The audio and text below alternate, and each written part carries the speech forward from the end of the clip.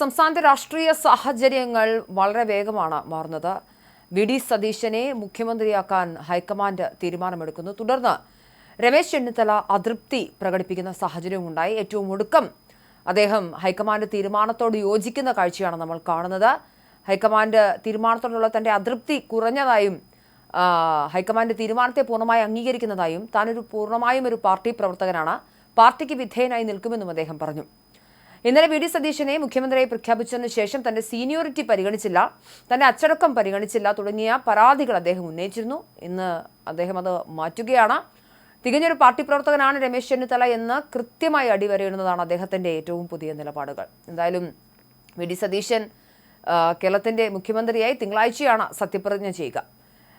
ഘട്ടത്തിൽ അദ്ദേഹം ഇന്നലെ രാത്രിയോടെ ഉമ്മൻചാണ്ടിയുടെ വീട് സന്ദർശിച്ചിരുന്നു. ഉമ്മൻചാണ്ടി മന്ത്രിസഭയിൽ മന്ത്രിയാകാൻ കഴിഞ്ഞതാണ് ജീവിതത്തിലെ ഏറ്റവും വലിയ നഷ്ടമെന്നാണ് ഉമ്മൻചാണ്ടിയുടെ കുടുംബവും ഒത്തുമുള്ള കൂടിക്കാഴ്ചയ്ക്ക് ശേഷം വി.ഡി. സതീശൻ മാധ്യമങ്ങളോട് പറഞ്ഞത്. പിണറായി വിജയനെ കാണാൻ പോകും, ഇന്ന് ഫോണിൽ ബന്ധപ്പെടാൻ ശ്രമിച്ചു, പക്ഷേ അദ്ദേഹവുമായി സംസാരിക്കാൻ സാധിച്ചില്ല എന്നും അദ്ദേഹം ഇന്നലെ മാധ്യമങ്ങളോട് പറഞ്ഞിരുന്നു.